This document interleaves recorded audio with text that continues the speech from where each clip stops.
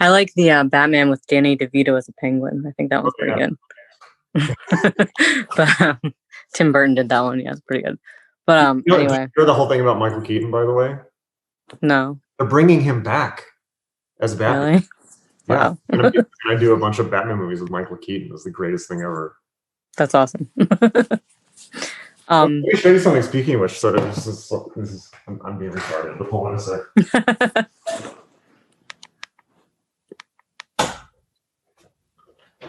So I just moved, so I'm going through a bunch of stuff. Check this out. This is the original uncut sheet of bubblegum cards for the very first Michael Keaton Batman movie. So it's the entire sheet, but before it was cut into individual cards. That is amazingly awesome and nerdy. Super nerdy. I love it. Man, I still remember when it came out. I was like, what, 8 or 9 when it came out. It was the first. Do you remember that? You remember like people were shaving the Batman symbol into the back of their like high top kid and play hair? I think you've got a couple of years on me, so but no, but it was great. Not that many. It was the real beginning of mass merchandising for superheroes. Yeah. Anyway, sorry, go ahead. But yeah, anyway, so hopefully I'm able to articulate this question. I know last time we talked briefly about psychedelics and the suspension of disbelief and how the laws of the universe either change or can seem to change in small groups or maybe big groups, whatever, when your belief is suspended. So my question is, and I guess this doesn't pertain to any particular class, but to what degree do you think mass consciousness makes up our physical reality, if at all? I mean, I know I've heard you say like, don't worry, I'm not going to go run into a truck. I know that is not. I know that I'll get run over. Okay, but my question is, do you think that that's because of the mass belief that would happen, or do you like? I don't know. I think you know what I'm asking, but I'm having difficulty expressing it, I guess. Just how much does mass consciousness make up the physical world? Or, I mean, do you think? I guess it's kind of a hard question to answer. I think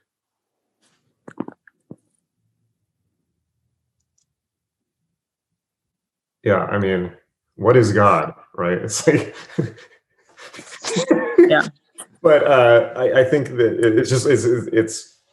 I'll say that. Let me. I think from a practical perspective, I would say that practically speaking, pretty much 100% in the sense that, but 100% of the noosphere. Do you know the term the noosphere? Yes. Yeah. So basically, 100% of, practically speaking, 100% for this reason. All human culture and interaction is totally socially constructed, I think, or socially projected and mass experienced. It is the human experience is 100% a mass hallucination, and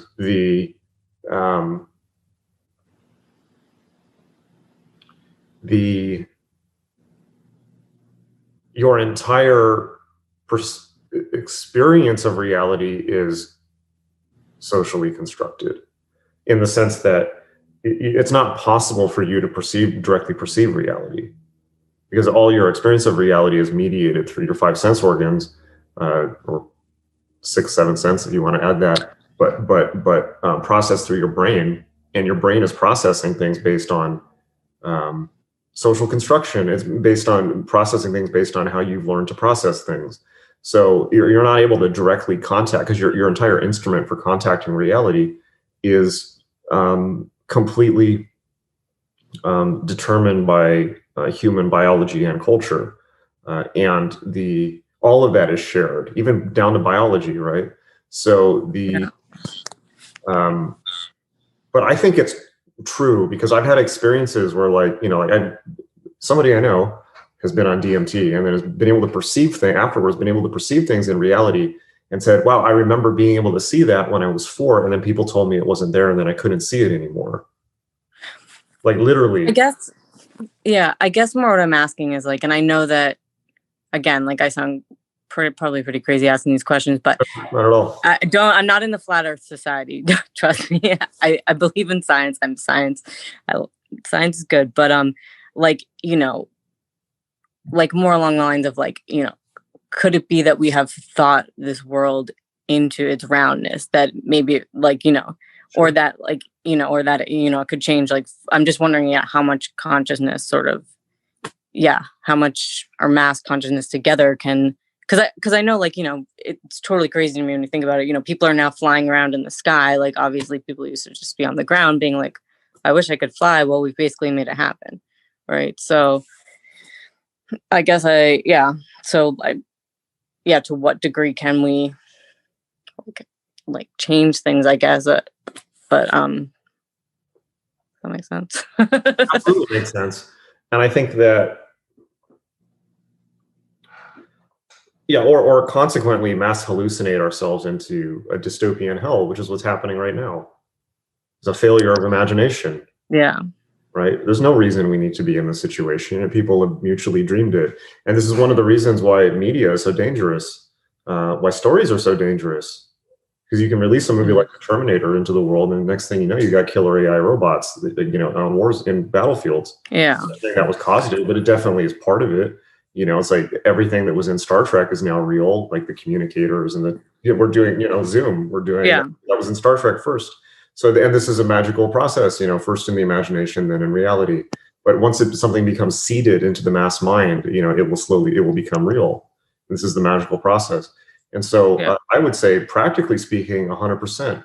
But I think a way to look at it is, this is as they used to say in chaos magic, it's a meta model, or it's a paradigm through which to approach reality. So the real question is, when you adopt that viewpoint, what becomes more, what's life like? It's one of the core things of chaos magic. Well, you can adopt the total materialist deterministic viewpoint where there's only matter, and then you can just try that on and see what that's like and what your life's like. Then you can adopt the magical perspective that you're discussing and see what that's like. And then there's the religious perspective, which is essentially, well, the rules can be broken and there are supernatural phenomenon, but it's not up to me. There's only some abstract God that can do it if I'm very nice and say my prayers at night. But these are all different paradigms from which to do magic, and the goal is to not find one, but the goal is to experience a lot of them and see what they're like. But practically speaking, what you're saying, is it correct? Yeah, I think so. And I think that certainly it's real when you believe it, right? Which is exactly what you're saying. And I think that everything is metaphor.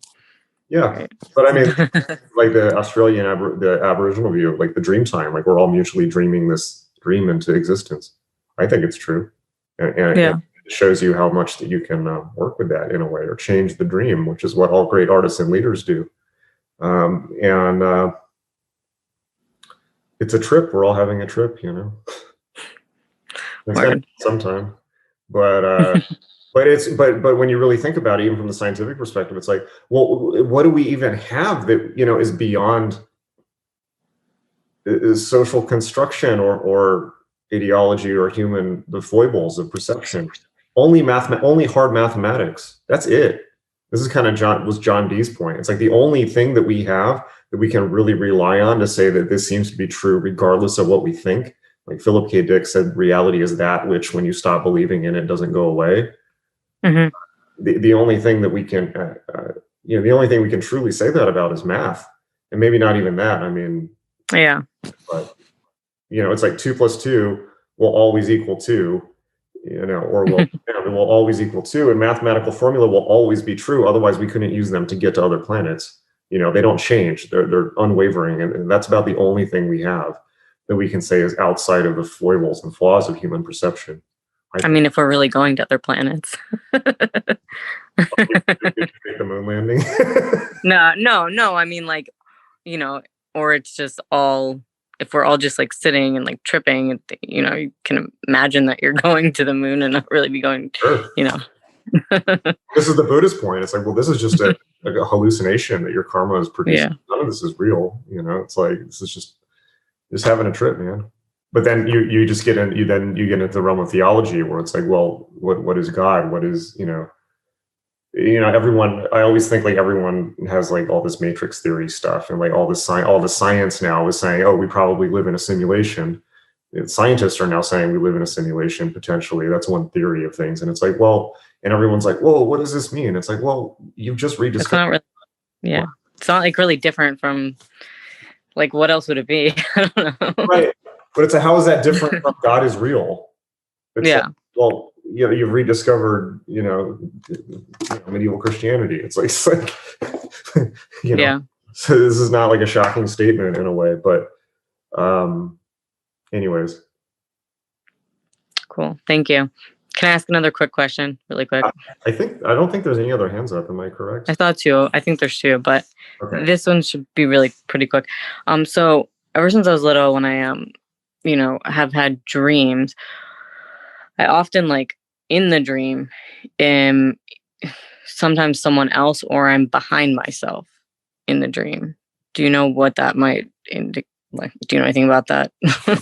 So someone else or behind yourself? Yeah, So in the dream. yeah, perceiving yourself from behind yourself is a classic thing in astral projection or lucid dreaming, and it's a meta awareness level of being able in magic, either waking or sleeping, being able to perceive yourself from more and more abstracted meta levels is really interesting. Yeah. Important. So I would, and then being other people is also a way of doing it. So I would just say that would be a symptom of deepening practice and something to, Yeah. if you're able to observe your observer and then observe the observer observing the observer and so on. So you're essentially abstracting to higher levels of metaconsciousness. And Yeah.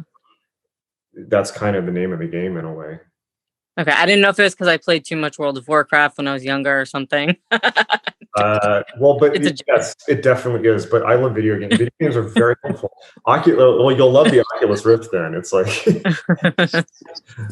because it lets you, like, Oculus is crazy. It allows you to experience being other people and things like that. It's nutty. I have to check it out. Yeah. These are normal magical phenomenon, and they're really cool. Yeah.